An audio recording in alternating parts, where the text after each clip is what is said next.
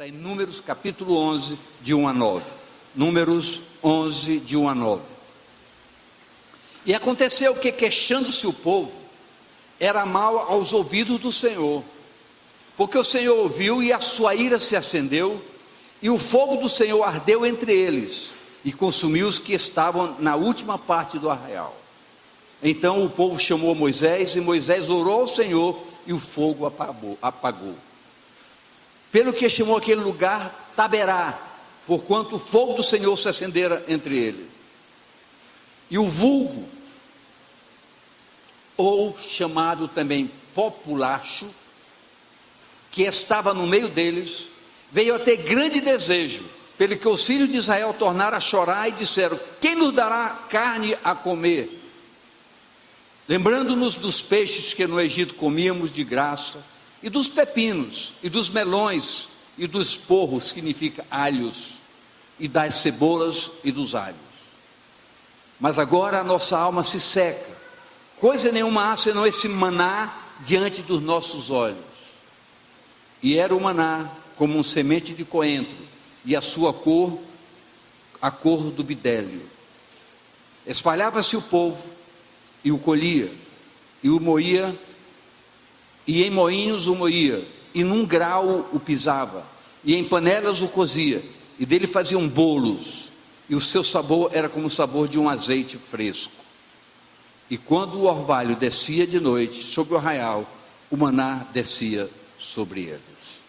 Pai, queremos que através do teu Espírito, o Senhor nos dê a tua graça, a unção do entendimento, da capacitação, para que todos nós estejamos habilitados pelo Espírito para o entendimento real da tua palavra, para que assim essa palavra possa se incorporar ao nosso ser e possamos vivê-la com intensidade, cumprindo os registros básicos dessa palavra, que é a obediência às diretrizes do Evangelho, para normatizar a nossa caminhada de cada dia. Que assim tu abençoes a tua igreja, que ela saia daqui hoje robustecida, fortalecida, animada e determinada com propósitos verdadeiros de fazer o melhor para a edificação da própria igreja, para a ampliação da própria igreja e para a glorificação do Senhor através das nossas próprias vidas. Nós te bendizemos, nós te damos graça, nós oramos a ti com alegria no nosso coração nesta hora e o fazemos em o nome do Senhor Jesus. Amém e amém.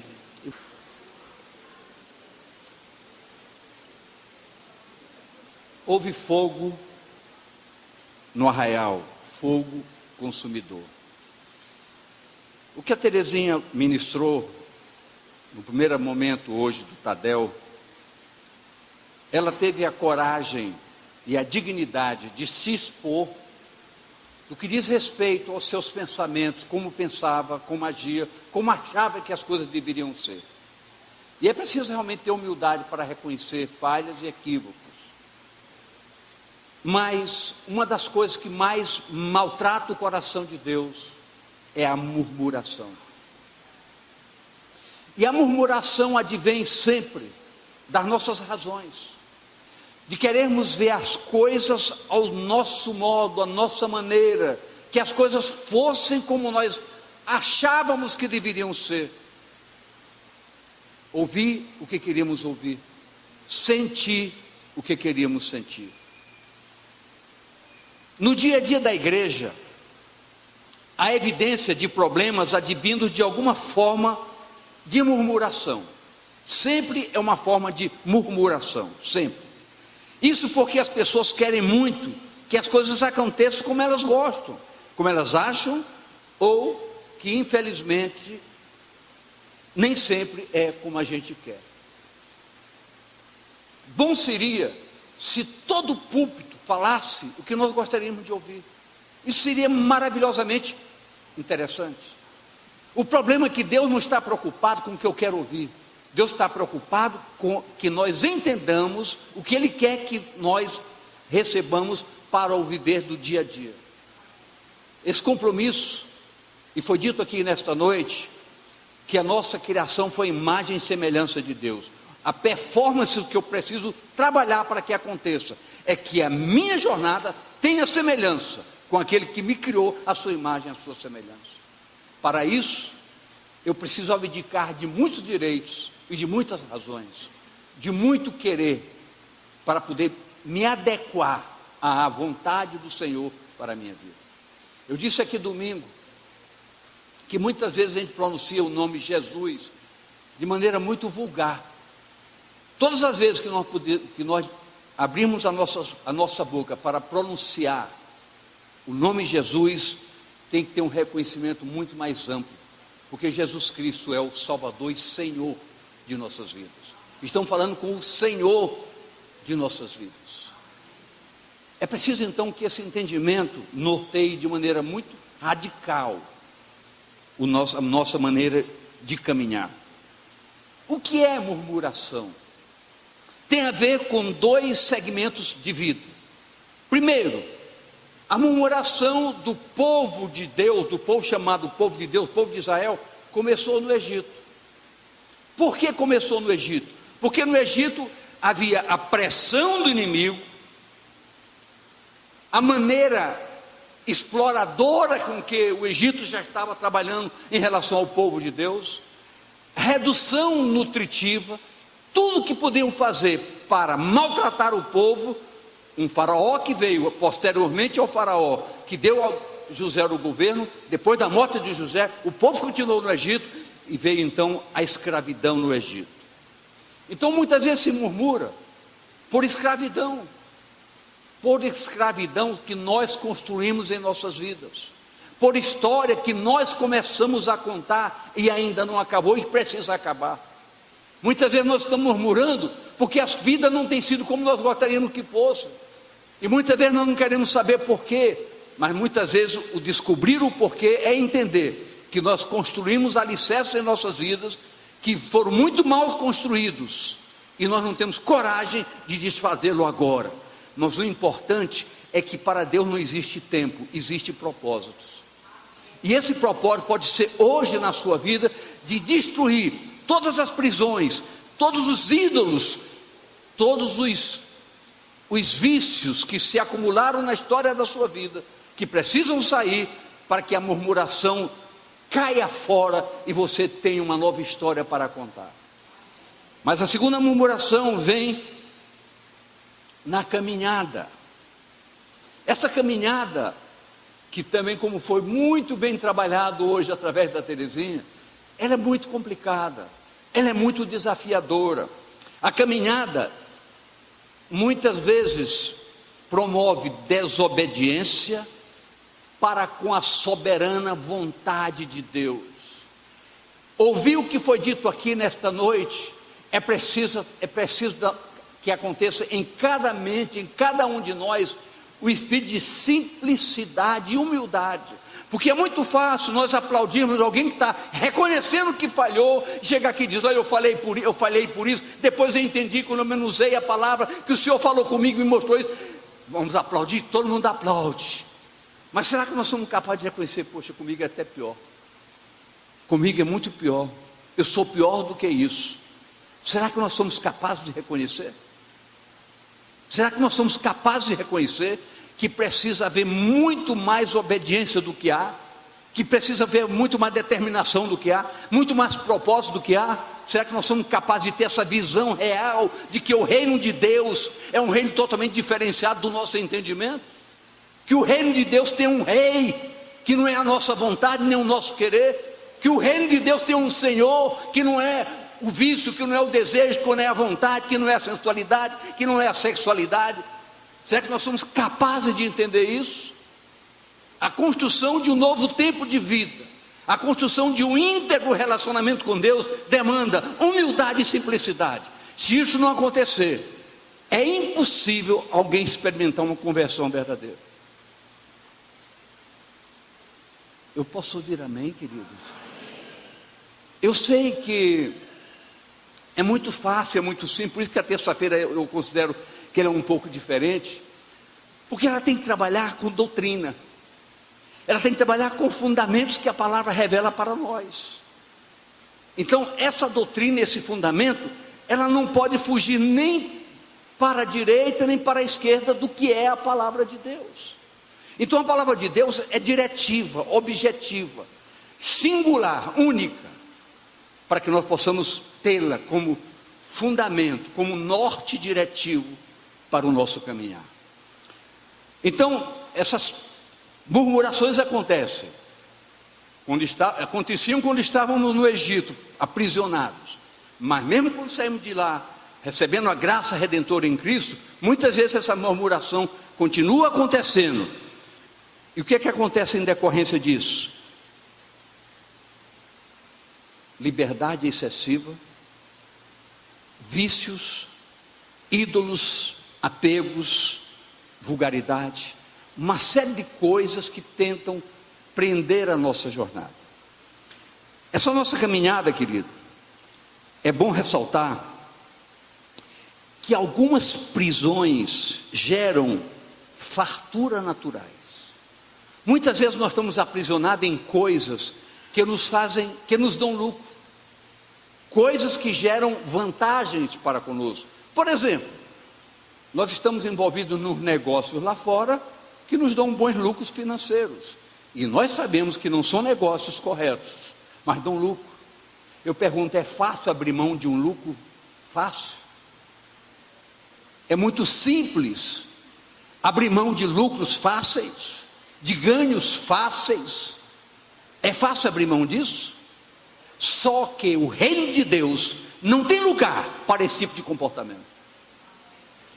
Nós queremos o reino, temos que entender a dinâmica do reino e as prerrogativas do reino. Então eu tenho que entender, por mais que me dê vantagem alguma coisa, que não me leve para o caminho do céu, eu tenho que abrir mão agora, mesmo com perdas aparentes, porque no reino é preciso muitas vezes perder para ganhar. Eu posso ouvir amém? Você é capaz de olhar nos olhos da pessoa e dizer isso para ele? No reino de Deus é preciso muitas vezes perder para ganhar de verdade as vantagens devidas. Na caminhada somos convocados a renúncias. Somos convocados a renúncias, as quais provocam verdadeiras guerras interiores. É onde a igreja mais murmura. É uma igreja onde a igreja mais murmura. Um relacionamento macho, fêmea, fêmea, macho. Muitas vezes um relacionamento é errado, você sabe que está errado, mas você depende financeiramente desse relacionamento. Quer dizer, você está indo para o inferno por uma dependência financeira, quando a palavra diz que Deus é bastante suficiente para suprir cada uma das nossas necessidades. Aí significa o quê? Fé. Fé. E a fé tem que ser inabalável. A fé é tão evidente, o fundamento da fé, que a Bíblia diz que sem fé é impossível alguém agradar a Deus. É impossível. Então é um desafio para todos nós. Desafios que precisa ter coragem, humildade, determinação e propósito, para que assumamos a fé na legitimidade do que ela é como essência de vida. Moisés orou, e a Bíblia diz que quando ele orou, o fogo apagou. Essa ação de Moisés nos desperta para entendermos o poder da igreja que ora. O que é que eu falei, queridos? O poder da igreja que ora. Eu queria fazer uma pergunta muito simples. Quem aqui ora? Mas eu pergunto, o que é orar? Todo mundo levantou o braço. Agora, o que é orar? Eu não consegui entender. É conversar com Deus. Como é que se conversa com Deus? O grande problema é que a grande maioria das orações são: Senhor, eu preciso disso, eu preciso daquilo, eu preciso daquilo outro, eu estou necessitando disso, eu estou necessitando daquilo. Isso não é oração, querido, isso é súplica. A oração é um tempo que se estabelece de relacionamento com Deus. Não é um sistema de trocas, é um sistema de adoração, Quando Ezequias orou, o rei Ezequias orou, a Bíblia diz que Deus contemplou ouviu a sua oração e viu as suas lágrimas. Deus ouviu a sua oração e viu as suas lágrimas. Significa o quê? Que a sua oração foi uma prostração de busca, de adoração, de conversa sincera, abrindo o coração, se humilhando, pedindo perdão, porque tudo que se pode pedir a Deus como benesses para as nossas vidas, nós não temos necessidade de pedir, nós não temos a mínima necessidade de pedir, porque a palavra diz que quando nós temos o coração puro e sincero em Deus, antes de nós pedirmos, o pedido já foi, antes de nós pedirmos, a encomenda já foi remetida. Então, eu não posso orar por direitos, porque bênçãos são direitos nossos. A palavra diz que é um direito. Isso está lá no livro de Isaías, capítulo 54, no último verso, que isso é um direito dos servos do Senhor. Então nós temos que entender que a oração tem que ter uma motivação de relacionamento com Deus. Relacionamento de Senhor para servo, de servo para Senhor. Eu tenho lido muito sobre Moisés, e eu fico assim impressionado como qualquer assunto Moisés se separava da tenda, Deus se manifestava e conversava com ele. Me causa até um pouco de inveja. Poxa, como era tão fácil Moisés chegar ao Senhor, o Senhor descia e falava com ele, e a palavra diz, falava com ele com ouvido para ouvido. Eu pergunto, na minha Bíblia está escrito que Deus não faz acepção de pessoas, e se Deus não faz acepção de pessoas, Deus pode conversar com qualquer um, basta que tenha um propósito sincero e verdadeiro.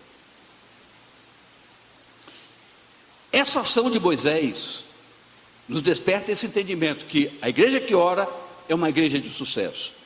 É por isso que nós temos plena convicção da seriedade que estabelecemos para essa campanha que abrimos aproximadamente há uns 15 dias e que vai até o final do ano.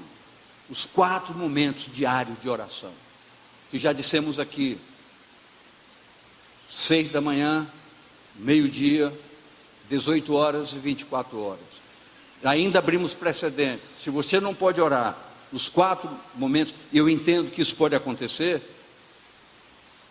faça 3. Se não der 3, faça 2. Se não der 2, faça 1, mas faça. Não fique de fora.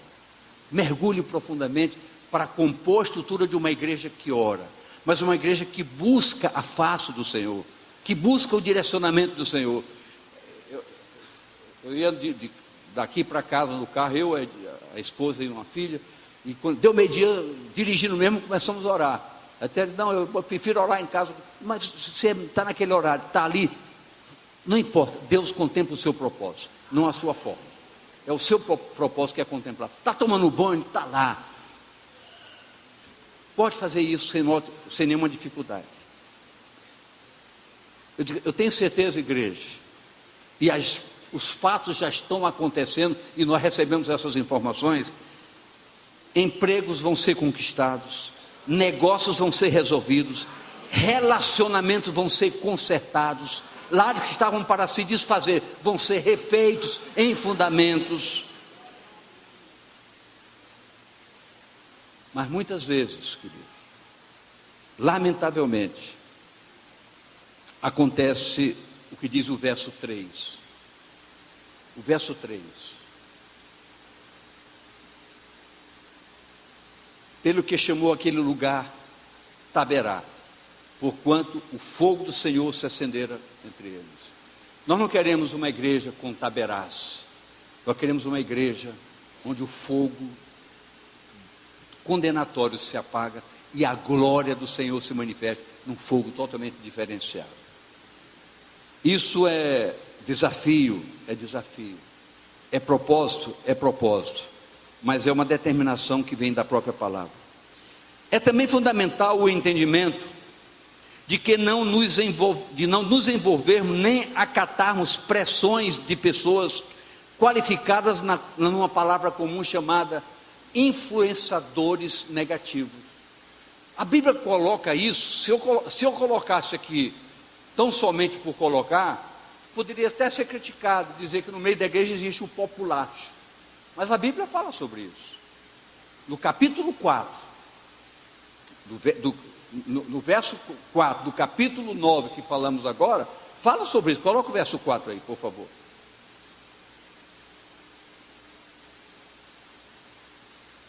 Ele coloca aqui o vulgo.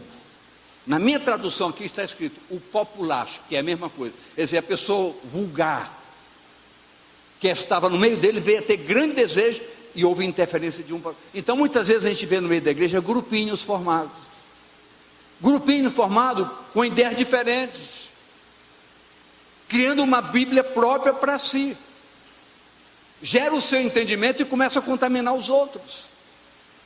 Isso é um aspecto de murmuração degenerativo que consolida todo um propósito negativo contra a glorificação ao nome do Senhor. Nós temos que entender essas coisas. É muito fácil, queridos, subir aqui e ministrar palavra que está todo mundo sorrindo, aleluia. Isso faz um bem para o nosso ego, um bem terrível. Agora eu pergunto, a palavra é isso? É também, mas não é só isso. Então é muito difícil você subir aqui para ministrar coisas que vai levar você a reflexões. Mas é uma obrigação nossa, é uma legítima obrigação da nossa parte, trabalhar com a verdade do Evangelho. Para quê? Para que a igreja se nutra, se fortaleça e caminhe de cabeça erguida, consciente da sua postura como homem de Deus, como mulheres de Deus. Esse é um propósito correto e verdadeiro, que não macula a palavra, mas liberta a palavra de todas as prisões, que muitas vezes as nossas murmurações amarram a palavra e não deixam que ela flua. E muitas vezes influenciamos outros, ajudamos outros a mergulhar nos mesmos erros que nós estamos mergulhando. Então é fundamental entendermos isso. Pessoas descompromissadas, que tumultuam a verdade do Evangelho, pessoas que criam grupinhos e promovem conflitos e divisões. Isso, na realidade, é valorizar a carnalidade e acentuar a murmuração que radicalmente desagrada o coração de Deus. Eu sei que eu vou fazer uma coisa que não é fácil fazer. Por exemplo, amém, queridos? Você está vendo como o amém está tão fraquinho?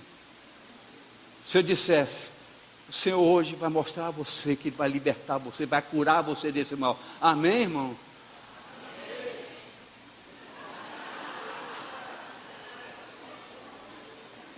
Mas eu entendo. Claro que essa segunda você não podia nem haver um amém, porque fiz só uma citação. Mas eu entendo o porquê. Porque quando a igreja está refletindo, quando a palavra nos leva à reflexão, isso é extremamente importante. Porque o entusiasmo desaparece quando você termina o culto, mas a reflexão vai com você para casa. Ela vai lhe acompanhar e vai levar você a repensar certos comportamentos. É por isso que o amém não sai livre, porque ele está camuflado, ele está preso a verdades que precisam ser libertadas para se transformar em verdades livres que vão nos levar a posicionamentos mais corretos. Eu posso ouvir amém agora? Amém.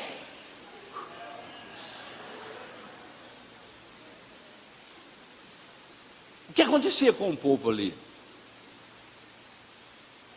O que acontecia com o povo ali? Deus prometeu levá-los do Egito até a terra da promessa. Deus prometeu. Obviamente que nessa caminhada necessidades haveriam. Houve necessidade de água. Moisés teve que chegar a Deus e Deus pega o bordão, bate na rocha, que a rocha vai dar água. Moisés fez errado, perdeu de entrar na terra, mas aquele lugar chamava-se Meribá. Fome. O povo queria carne. Deus fez descer codornizes. O povo comeu, chega a sair a carne entre os dentes. Mas o povo, com a sua tremenda necessidade, um contaminava o outro. Chegou um momento que Deus deu o maná dos céus. Deus deu o que, queridos? A Bíblia diz que o maná tinha gosto de um azeite fresco. Fazia um bolo, aquele bolo saciava. O maná de Deus. O povo chegou a dizer, esse maná se tornou repulsivo. Me lembro muito bem dos pepinos do Egito, dos alhos do Egito, da cebola do Egito, da comida do Egito, do tempo da escravidão. Queridos, eu quero dizer que essa história não é fictícia, não é uma história que passou, é uma história que se renova hoje em nossos dias. Sabe por quê? Muitas vezes nós estamos aqui dentro, muitas vezes nós estamos na escala dos adoradores, na temperatura dos adoradores, mas quantas vezes os nossos pensamentos se voltam para as coisas que fizemos erradas no passado? Quantas vezes? Quem aqui já sofreu por se lembrar de coisas do passado? Todo mundo. Não adianta você não levantar, todo mundo. Nós temos que entender que o nosso valor não é o passado. Deus não trabalha com passados, Deus trabalha com um presente. E o presente para com Deus é subordinação. Eu não digo nem submissão, eu digo subordinação para com a palavra. A palavra tem que fazer com que nós nos tornemos subordinados, controladores dos nossos ímpetos. Controladores dos nossos ímpetos. Isso é uma luta diária. É uma luta quando? Diária, é todo dia. Eu e você, todo dia nós temos que lutar radicalmente para manter um padrão referencial do que somos em Deus e do que Deus quer que nós realmente sejamos. É importante pensarmos nisso. As lembranças são na realidade guerras interiores instaladas, batalhas espirituais que precisam ser vencidas na oração, no compromisso, na busca de um maior entendimento de intimidade com Deus em oração. Eu queria que você dissesse comigo: Deus precisa ouvir a minha oração e ver as minhas lágrimas. Deus precisa ver o seu quebrantamento, reconhecendo quão importante Ele é para a sua vida e quão você necessita dele. É muito importante entender algo, isso já foi abordado hoje aqui. Entender a prioridade, a preciosidade que as células e o discipulado podem permitir mudanças radicais em nossas vidas. Caímos num engodo. O que significa engodo? Engano. Muitas pessoas caíram nesse engano de achar que é discipulado é expor sua vida para quem não conhece. E eu sei lá, essa pessoa vai falar de mim, e começar então a se esconder, fugir das células de discipulado com medo de expor sua vida. Querido, isso é uma artimanha do diabo para tirar você de uma coisa séria. Obviamente, se houver alguém que não seja capaz de honrar quem lhe confidencia, esse alguém está em pecado e Deus não está aprovando a sua vida. Mas entenda que discipulado é compromisso de fidelidade acima de tudo. Então o discipulado, as células têm um valor fundamental em tudo isso, para que essas conquistas aconteçam, onde se pode aprender sobre a formação responsável de um caráter santo e irrepreensível. Muitas vezes sozinhos, nós temos prisões em nossas vidas que nem a chave nós sabemos onde está mais. Está fechado lá dentro, ninguém sabe nem onde está a chave. É preciso orar para que a chave saia e você abra essa porta e jogue para fora toda a nojeira do passado. Para quê? Para que a murmuração não maltrate a rotina de uma igreja séria, de uma igreja compromissada com a verdade de um evangelho verdade. Quando em quaisquer circunstâncias que nos afetam, conseguimos entender que temos um maná de Deus, que Deus tem um maná, esse maná mostrado como suprimento de Deus para o seu povo, ele tem um significado espiritual muito grande. Maná de Deus é nutrição em todos os aspectos, é nutrição moral, é nutrição espiritual, é nutrição de relacionamento, de posicionamento, de instabilidade digna, de integridade moral das nossas vidas, de um caráter santo e irrepreensível. Isso advém de um maná que vem do trono da graça para construir no nosso entendimento esses fundamentos tão sólidos, tão maravilhosos, tão determinados para as nossas vidas. É a sua palavra. A palavra de Deus é um maná que vem do céu para as nossas vidas. É uma nutrição forte, capaz de mudar a nossa história. É a oração ativa, determinada, operacional. É uma igreja que mergulha em profundidade, nesse sentido de orar, de glorificar a Deus.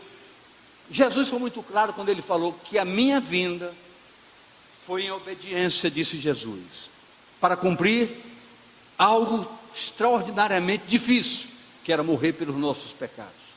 Mas ele disse uma coisa muito mais importante ainda: minha maior vontade é glorificar ao meu Pai. Estava acima de todas as coisas, porque na vontade de Jesus não estava o morrer. Tanto é que ele diz: Pai, se possível, passa de mim esse cálice. Muitas pessoas não têm coragem de dizer isso, mas é verdade. Ele disse: se possível for, passa de mim esse cálice, todavia não seja a minha vontade, mas a tua. Mas a minha vontade livre é glorificar o teu nome. E por glorificar o teu nome, todas as outras vontades desapareceram, e teve a prevalência da vontade maior, de glorificá-lo. A verdade do Evangelho tem que ser dita como verdade.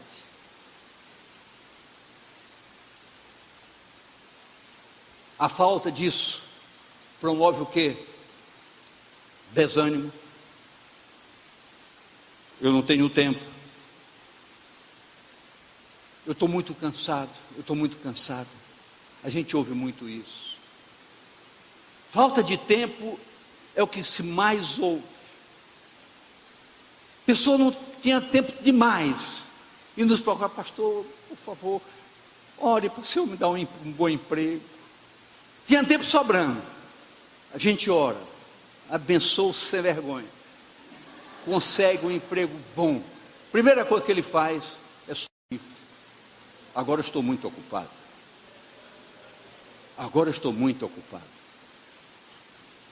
Queridos, está na hora de despertar do sono. Está na hora de acordar. Chegou a hora de um novo tempo para essa igreja e para a igreja do Senhor Jesus. Um tempo de qualidade. E não existe tempo de mais qualidade do que o tempo de que você ganha em oração, em consagração. Amém mesmo? Amém mesmo? Amém. Essas coisas, quando aceitas da nossa parte, desânimo, falta de tempo, é como diz o verso 6, secam a alma. Olha o verso 6 aqui. Verso 6. Mas agora, a nossa alma seca. Coisa nenhuma há senão esse maná diante dos nossos olhos. Quer dizer, tudo que na realidade eu queria, não está acontecendo. Eu queria ouvir dessa maneira, eu queria fazer isso, eu queria que o culto fosse assim, eu queria que o pregador fosse aquele, não aquele outro. Tudo é o nosso eu queria. Eu só vejo na minha frente esse maná azedo. Por que o maná azedava? Quem é capaz de me dizer aqui? Guardado por preguiça. Deus disse que tem que ser apanhado todo dia, com exceção no sábado. Mas tinha gente que chegava: eu vou guardar logo para terça, para quarta e para quinta, e o bicho apodrecia, bichava. É a rainha da preguiça, o rei da preguiça. Então, queridos, as coisas de Deus são ser buscadas. Tem gente que, hoje eu orei 1 hora, orei pela semana toda. Quer dizer, a minha oração de 1 hora hoje, para compensar de amanhã, de depois de amanhã, de depois de amanhã. Querido, a oração é cada dia. É por isso que são os horários estabelecidos. Tudo isso é um propósito. A obra da igreja demanda compromisso de todos. De quem? Então eu queria que você dissesse para a pessoa: senhor, está falando com você, demanda o seu compromisso, demanda esforço, determinação, investimento, tempo e recursos. Tempo e recursos. Quando Deus mandou colher o maná, primeiro que tudo, algumas coisas ele falou sobre o maná. Primeiro, colher, evangelizar. Segundo, moer, ensinar, forjar o caráter de Cristo na pessoa. Terceiro, aperfeiçoar. Quarto, liberar a unção. Então, quando nós aproveitamos o maná do céu em nossas vidas, nós o colhemos, nós o moemos, e em decorrência disso, nós aprendemos a evangelizar, a ensinar, a forjar o caráter de Cristo nas pessoas, a ajudar no aperfeiçoamento dos santos e a liberar uma unção de vida para as vidas que nos servem. As células, os discipulados são fortes e fundamentais para tudo isso. Quando a unção cai sobre nós, com ela vem suprimento de Deus e nada nos faltará. Quando a unção nos alcança e a murmuração vai embora, todas essas coisas que nós falamos, que são rejeitadas, sejam rejeitadas, e todas as coisas que nós falamos sejam aproveitadas, a unção vem sobre nossas vidas. E quando a unção vem, pode ficar de pé, nada nos faltará mais. Os suprimentos de Deus estarão consertando coisas extraordinárias em nossas vidas. Eu tenho certeza que hoje, uma das coisas mais difíceis em nossos dias é a sustentação de um casamento. Sustentar um casamento em nossos dias é uma coisa extremamente difícil. Sem unção isso é impossível. É como a palavra diz: se o Senhor não edificar, em vão trabalham os que edificam. É por isso que a oração vai quebrar tudo isso. A unção vem, vai ser derramada sobrenaturalmente sobre todas as vidas, e essa igreja vai ver como se pode caminhar em sucesso, com uma vida abundante, e que o maná de Deus não falte na sua mesa, não falte aos seus olhos. Essa unção se derrame sobre a sua vida. Dias melhores tomem você a tal ponto que você se sinta na leveza da graça, no substrato dos equívocos jogados fora, mas na verdadeira condição de se achar e se sentir como um homem de Deus, como uma mulher de Deus, que agrada o coração do Pai todos os dias do nosso caminhar.